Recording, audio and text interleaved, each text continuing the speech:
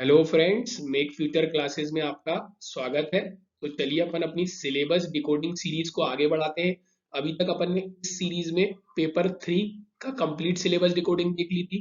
अपन ने पेपर 2 की part A में सिलेबस डिकोडिंग देख ली थी, पेपर 2 की पार्ट ए। और आज अपन पेपर 1 की पार्ट ए सिलेबस डिकोडिंग देखेंगे दोस्तों।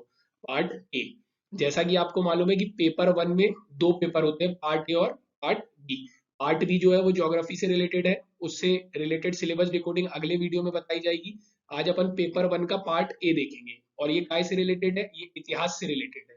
और इतिहास भी इसके अंदर भारतीय इतिहास भी दिया गया है और मध्य देश का इतिहास भी दिया गया है। तो चलिए आइए देखते हैं वीडियो में क्या है। देखिए, तो सबसे पहले ये राज्य सेवा मुख्य परीक्षा पाठ्यक्रम प्रथम प्रश्न पत्र खंड आ पार्ट ए काय से रिलेटेड है, इतिहास। अब सबसे पहले तो ये प्रश्न उठता है कि इतिहास का क्या मतलब होता है। तो इतिहास का जैसे कि मतलब होता है कि आपके अपने पूर्व में जो गलतियां की है उनसे सीख लेना, या जो अच्छी चीज की है उनसे ग्रहण करना। फॉर एग्जाम्पल, जैसे आपने अपने पूर्व में कुछ गलतियां की होंगी, तो जो गलती की है उससे आपको कोई ना कोई सीख मिली होगी कि ये गलती दोबारा नहीं करनी है। तो आप अपने पूर्व की जो गलतियां हैं उससे सीख लेते हुए और अच्छी चीजों को ग्रहण करते हुए वर्तमान में उसको क्या करते हैं, आप अप्लाई करते हैं, ताकि क्या हो, आपका भविष्य सुनहरा हो सके। जैसे फॉर एग्जाम्पल कि इतिहास में आपको मालूम है एक शासक हुआ अकबर, अकबर का महान। अकबर को महान क्यों कहते हैं? क्योंकि उसकी जो सहिष्णुता है उसके कारण उसको महान कहा जाता है। जैसे फॉर एग्जाम्पल उसकी जो राजपूत नीति है, उसने राजपूत नीति के अंतर्गत क्या अपन को सिखलाया, ये सिखलाया कि कोई भी धर्म हो, हर धर्म को एक दूसरे धर्म का आदर करना चाहिए, उनको उनके धर्म के साथ संस्कार के साथ उपस्थित होने की अनुमति देना चाहिए। जिससे क्या होता है, किसी भी क्षेत्र देश में सहिष्णुता आती है और वही सहिष्णुता क्या करती है, आपकी एकता में कन्वर्ट होती है या एकता में बदल जाती है दोस्तों। तो इस तरीके से आपको इतिहास के अच्छे अच्छे कैरेक्टर या अच्छी अच्छी घटनाओं से जो अच्छे लाभ मिले उनको ग्रहण करना है। और जो आपको इतिहास में दिखाई कि कुछ गलतियां हैं जिनको आपको दोहराना नहीं है, तो इन सब चीजों को अपने वर्तमान में आज आपको अप्लाई करना है, ताकि आपका भविष्य क्या हो सके, सुनहरा हो सके दोस्तों। तो ये इतिहास था। अब इतिहास में अपन देखते हैं सिलेबस में क्या दिया है। तो इतिहास एवं संस्कृति दिया हुआ है। इसकी यूनिट 1 या इकाई 1 में भारतीय इतिहास के बारे में जानकारी दी है कि भारत का राजनीतिक, आर्थिक, सामाजिक एवं सांस्कृतिक इतिहास हड़प्पा सभ्यता से 10वीं शताब्दी तक।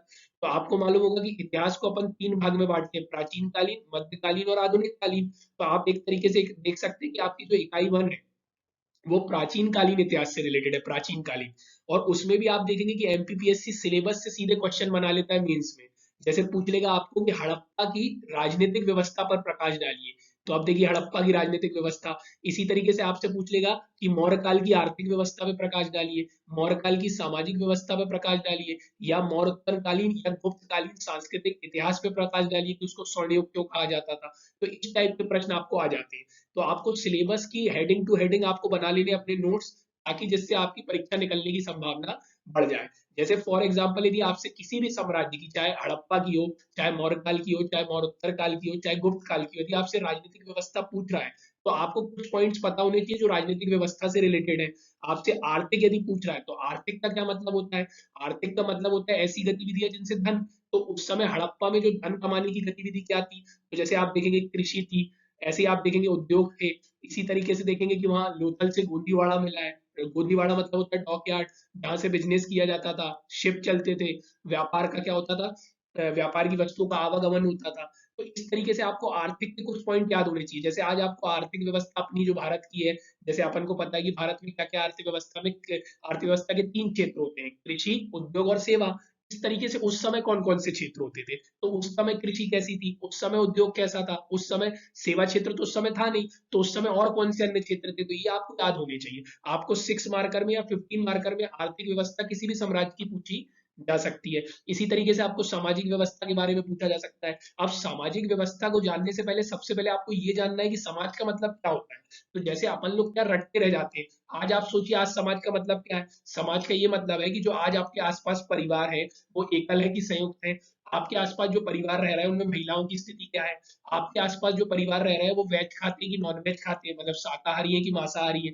तो इस टाइप से समाज में कौन कौन सी प्रथाएं प्रचलित है, तो ये चीज समाज में लिखी जाती है। इसलिए हड़प्पा कालीन समाज में यही सारे पॉइंट निकले लिखे जाते हैं। और ये आपको लाइन टू लाइन याद होने चाहिए दोस्तों। इससे क्या होता है, कम समय में आप अच्छा या गुणवत्ता परक उत्तर लिख सकते हैं, जिससे आपकी सफलता की संभावना बढ़ जाती है। इसलिए आपको हड़प्पा से लेके 10वीं शताब्दी लगभग प्राचीन काल के हर साम्राज्य की, आप हर साम्राज्य की या हर क्षेत्र की, तो उसमें भी जो मुख्य मुख्य वाले वो तो आपको तैयार कर ही लेने हैं। जैसे अभी एमपीपीएससी 2019 पे हड़प्पा की आर्थिक व्यवस्था पूछ लिया था, अब हो सकता है आगे मौर्यकाल की राजनीतिक व्यवस्था पूछ ले, तो इसलिए अपनी हेडिंग में सीधे सीधे मेंशन है राजनीतिक, आर्थिक, सामाजिक, सांस्कृतिक। तो आपको इन सब का हड़प्पा से लेके 10वीं तक ये चारों पॉइंट तैयार कर लेने हैं दोस्तों। अब इकाई 2 देखें तो इकाई 2 कहीं ना कहीं मध्यकाल से रिलेटेड है। जैसे आपको अब 11वीं से 18वीं शताब्दी मतलब लगभग आजादी तक, इसमें आधुनिक भी आ जाएगा, अब उनकी राजनीतिक, आर्थिक, सामाजिक और सांस्कृतिक इतिहास को कवर कर लेना है। फिर देखिए साफ साफ लिखा है मुगल शासक और उनका प्रशासन और मिश्रित संस्कृति का अभ्युदय। अब मुगल आपको साफ लिख दिया कि मुगल का प्रशासन आपको पढ़ के ही जाना है, उससे ही प्री में और उससे ही मेंस में क्वेश्चन आने की संभावना बढ़ जाती है।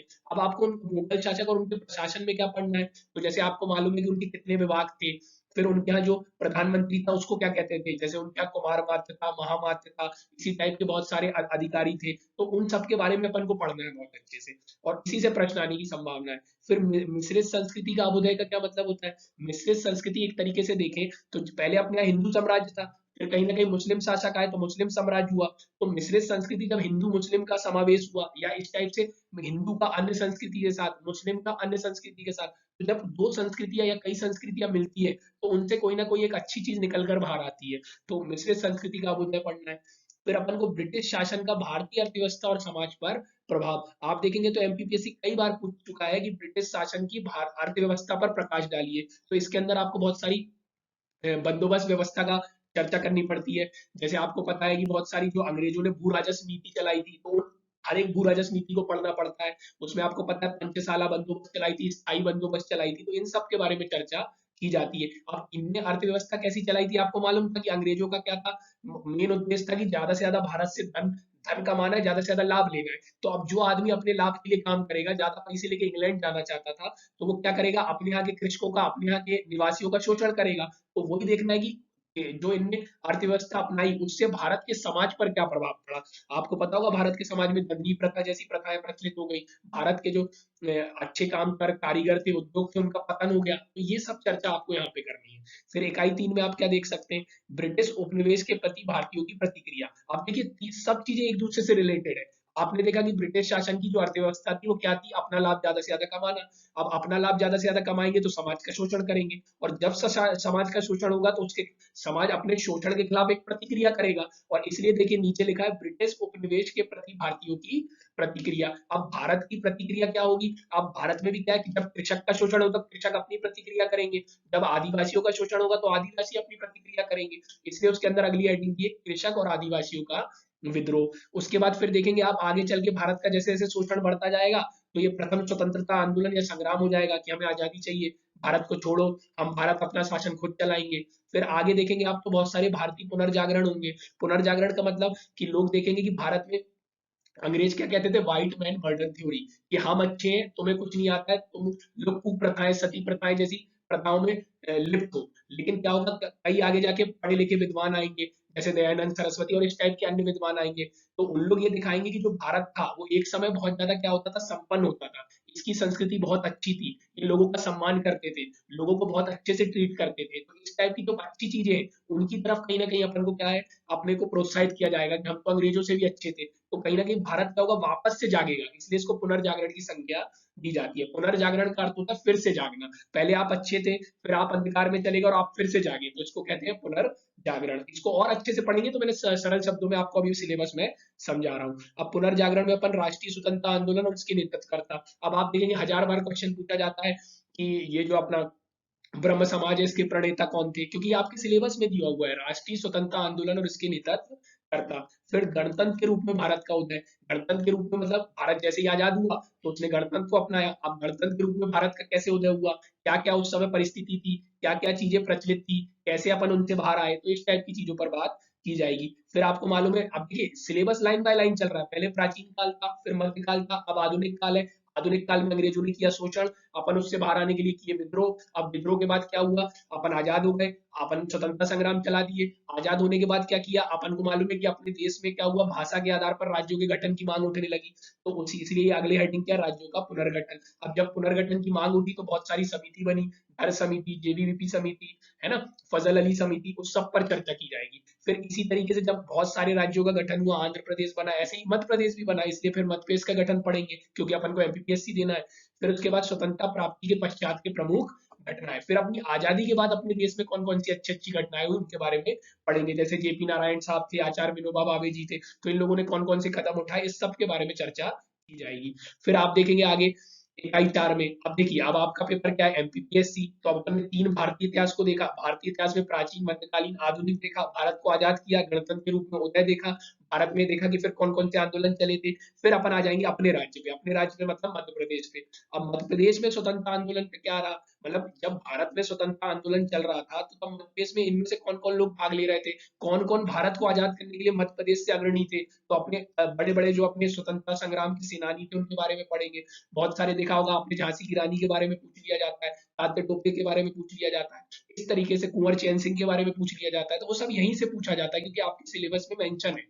फिर भारतीय सांस्कृतिक विरासत मध्य प्रदेश के विशेष संदर्भ में, अब साफ साफ है कि जो अपनी संस्कृति की विरासत है, जो अपनी संस्कृति है, उसको मध्य प्रदेश के संदर्भ में पढ़ेंगे। और वो भी मध्य प्रदेश के संदर्भ में कैसे पढ़ेंगे, प्राचीन काल से आधुनिक काल तक विभिन्न कला प्रारूपों, साहित्य, पर्व, उत्सव और वास्तुकला के प्रमुख पक्ष। तो इसमें अपन ये देखेंगे कि मध्य प्रदेश में प्राचीन काल में कौन कौन सी कला थी। जैसे जैसे आपको पता होगा कि अशोक ने स्तूप बनाया था, तो वो अपन यहाँ पे रख लेंगे। फिर चंदेल वंश ने अपने यहाँ पे खजुराहो के मंदिर बनाए थे, तो ये सब कला के रूप में। इसी तरीके से प्राचीन काल से आज तक अपने यहाँ कौन कौन सा साहित्य लिखा गया, कौन कौन से त्योहार अपन मनाते प्राचीन काल से आज तक। और वास्तुकला, जैसे अब जो स्तूप है जो अपना यूनेस्को की हेरिटेज साइट में शामिल है सांची का, उसको देखने तो बाहर बाहर से विदेशी आते हैं। तो अपन एज अ मध्य प्रदेश के स्टूडेंट अपन को ये मालूम होना चाहिए यूनेस्को में कब शामिल हुआ, है ना। ये टाइप की चीजें अपन ज्यादा से ज्यादा देखेंगे। फिर अपन देखिए ये हेडिंग पे हजारों बार सीधे सीधे एमपीपीएससी ने प्रश्न पूछ लिया 15 मार्क में कि मध्य प्रदेश में विश्व धरोहर स्थल एवं पर्यटन, ये हेडिंग एज इट इज आ जाती है, 6 में भी आ जाती है और 15 में भी आ जाती है। तो आपको पता होना चाहिए कि अपने कौन कौन से पर्यटन स्थल है। अब इनको भी अपन बांट के देख सकते हैं, अपन ऐसे पर्यटन स्थल करेंगे, फिर उसके बाद अपन ऐसे बांट सकते हैं कि अपने कौन से ऐतिहासिक पर्यटन स्थल है, फिर अपन देख लेंगे उसके बाद अपने यहाँ कौन से मकबरे हैं, उसके बाद अपन देख लेंगे कौन से प्राकृतिक पर्यटन स्थल है, फिर उसके बाद कुछ अन्य पर्यटन स्थल को देख लेंगे।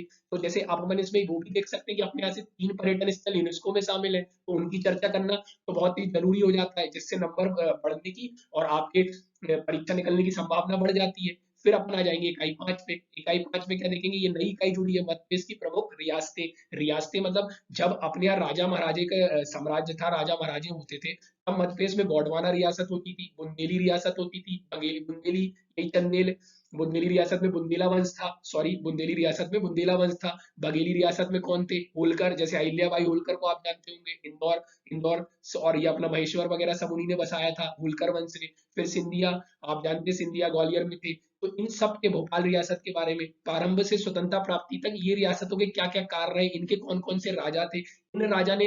अब आप देखिए पेपर में अधिकतर युद्ध वगैरह से ज्यादा नहीं पूछा जाता, आपसे ज्यादा संस्कृति के बारे में, समाज के बारे में पूछा जाता है कि उस समय वो राजा था तो वो शिक्षा के लिए क्या काम कर रहा था, वो राजा है तो महिला सशक्तिकरण के लिए काम क्या कर रहा था। और जो राजा इन सब में एक्टिव रहते थे या इस सब में अच्छा कार्य करते थे, उनसे प्रश्न आने की संभावना बढ़ जाती है। और जिनसे कुछ ना कुछ मध्य प्रदेश को या भारत को योगदान मिला, उनसे प्रश्न आने की संभावना बढ़ जाती है। तो अपन इन सब रियासतों के संस्थापक, इनके राजा और इनके द्वारा किए गए अच्छे अच्छे कार्यों को देखेंगे, सामाजिक आर्थिक राजनीतिक कार्यों को देखेंगे। फिर लास्ट में अपन वर्तमान मध्य प्रदेश के भौगोलिक संदर्भ में, रियासत को मतलब आज तक के संदर्भ में देखने की कोशिश करेंगे। यदि वो कोई किला छोड़ गए, कोई मंदिर छोड़ गए, या उन्होंने कोई अच्छा काम किया, ये सब अपन को इतिहास में क्यों पढ़ाया जा रहा है। मैंने इतिहास की डेफिनेशन आपको एक लाइन में बता दी है। इतिहास से अपन को क्या करना है, चीजें सीखना है।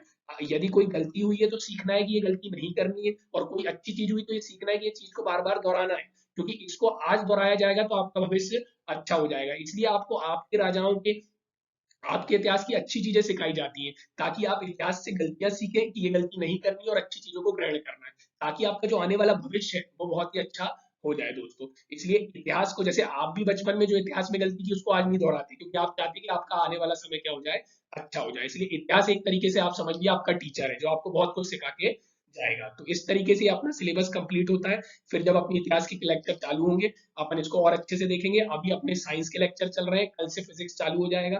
तो आपको हमारा वीडियो पसंद आया और आप हमारे चैनल से कुछ सीखना चाहते हैं, हमारी तो ये कोशिश है कि ज्यादा से ज्यादा जरूरतमंद व्यक्तियों तक पहुंचे। तो आपको अच्छा लगे तो लाइक शेयर सब्सक्राइब कीजिए और ज्यादा से ज्यादा लोगों तक पहुंचाइए। और कल हम एक और इनिशिएटिव लेके आएंगे, वो आपको कल पता चलेगा। चलिए, thank you, thanks for watching. Like share subscribe जरूर कीजिएगा। चलिए बाय।